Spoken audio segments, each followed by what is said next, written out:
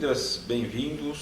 O nosso curso é sobre teoria clássica do Estado e sobre os contratualistas e jusnaturalistas.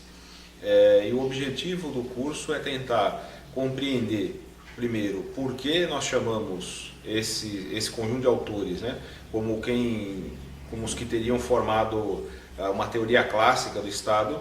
Depois, quais são os elementos em comum que esses autores têm, e depois estudar três autores especificamente, né, de maneira rápida, para perceber como cada um deles constrói uma teoria do Estado, do surgimento do Estado, da função do Estado, que são Thomas Hobbes, John Locke e Jean-Jacques Rousseau. Um bom curso para nós. Bom, nós dividimos então o curso em duas partes principais. Então, primeiro, tentar discutir as razões e os pontos em comum, né, para cada um desses autores, né, para os que nós podemos chamar de contratualistas, de jusnaturalistas, e depois a gente fala daqueles três exemplos ali de três autores distintos. Nesse primeiro momento, então vamos por partes, né? Primeiro, por que nós podemos chamar esse conjunto de autores de teorias sobre o Estado de teoria clássica do Estado? Por que acabou ganhando isso? O que tem de clássico isso? Na verdade, esses autores acabam fundamentando, teoricamente, o Estado burguês, o Estado capitalista. Todos eles estão vivendo num momento de transição ali fundamental na Europa, entre a idade moderna e a idade contemporânea, se a gente pensar na divisão clássica da história, ou se a gente usar outros termos, né, todos eles estão vivendo um contexto bastante específico, que é o da transição do antigo regime ali, ou do regime feudal, para o modo de produção capitalista.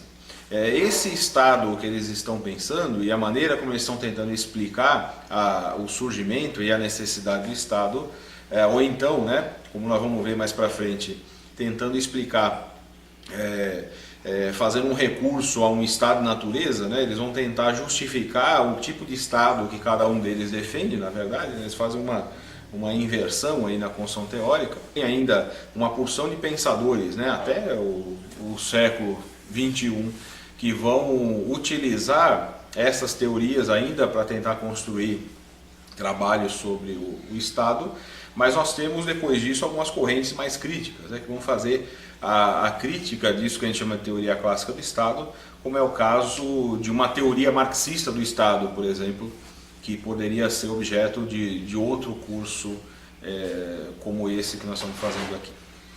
Então, é teoria clássica por isso, né? Ela acaba servindo de base para a fundamentação, a justificação dos estados burgueses pelo mundo afora, né? Como nós vivemos num mundo em que o modo de produção capitalista predomina, né, em uma quantidade bastante expressiva de países, portanto, essa fundamentação do Estado acaba servindo como ainda, né, essas teorias construídas há 3 séculos atrás, ainda servem de base, e esses autores são considerados clássicos, portanto. O que eles têm em comum, né? Depois nós vamos perceber que esses pontos em comum, eles aparecem, né, com um conteúdo diferente em cada autor. Cada um deles vai justificar um tipo de Estado. Mas existem elementos teóricos comuns para esses autores, né? 4 em particular. Eles vão partir sempre da ideia de um estado de natureza. Eles vão partir da ideia de que o Estado seria produto de um acordo coletivo ou de um contrato social, que o Estado teria a função de zelar pelo bem comum e, portanto, que o Estado seria imparcial. Então vamos tentar entender cada um desses pontos em comum, né? Depois a gente vê como cada autor opera com eles. Então o primeiro ponto ali, o ponto de partida, né? Todos eles vão construir a teoria deles sobre o Estado, né? Eles vão apresentar a construção deles sobre o Estado a partir da ideia do Estado de natureza. O que significa Estado de natureza para esses autores?